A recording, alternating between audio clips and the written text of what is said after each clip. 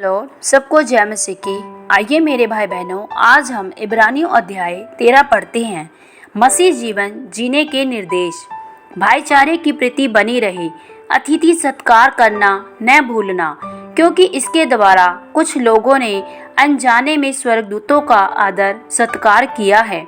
कैदियों को ऐसी सुधि लो कि मानो उनके साथ तुम भी कैद हो।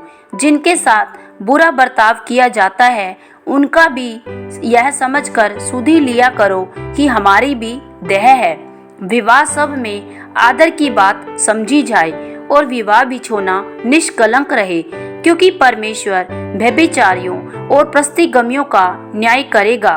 तुम्हारा स्वभाव लोभ रहित हो और जो तुम्हारे पास है उसी पर संतोष रखो, क्योंकि उसने आप ही कहा है, मैं तुझे कभी न छोड़ूंगा और न तुझे कभी त्यागूंगा। इसलिए हम निडर होकर कहते हैं, प्रभु मेरा सहायक है, मैं न डरूंगा।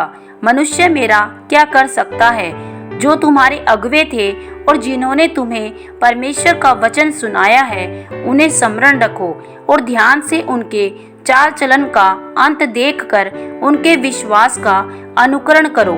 यीशु मसीह कल और आज और युगानुयुग एक सा है।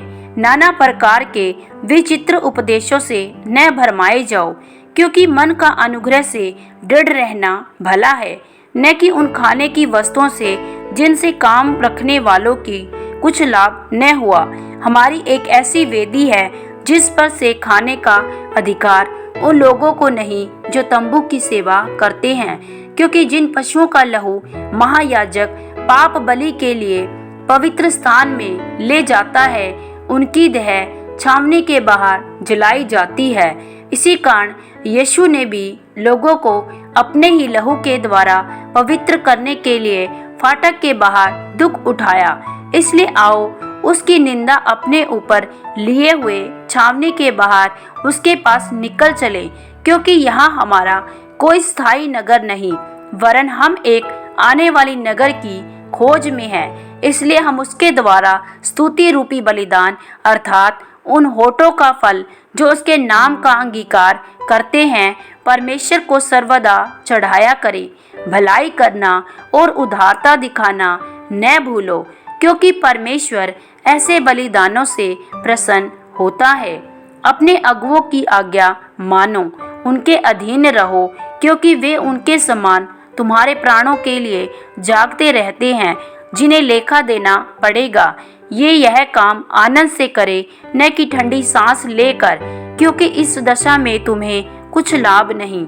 हमारे लिए प्रार्थना करते रहो, क्योंकि हमें भरोसा है कि हमारा विवेक शुद्ध है और हम सब बातों में अच्छी चाल चलना चाहते हैं।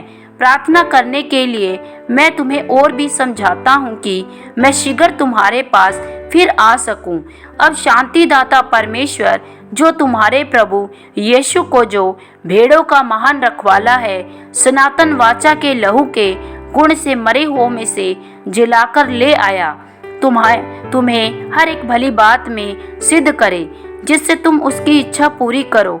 जो कुछ उसको भाता है उसे यीशु मसीह के द्वारा हम में उत्पन्न करे। उसी की महिमा युगानुयुग होती रहे। आमीन। हे भाइयों, मैं तुमसे विनती करता हूँ कि इस उपदेश की बातों को सह लो, क्योंकि मैंने तुम्हें बहुत संपेक्ष में लिखा है। तुम्हें यह ज्ञात हो कि तीमुथियुस हमारा भाई छूट गया है, और यदि वह शीघ्र आ गया तो मैं उसके साथ तुमसे भेंट करूंगा। अपने सब अगुवों और सब पवित्र लोगों को नमस्कार कहो।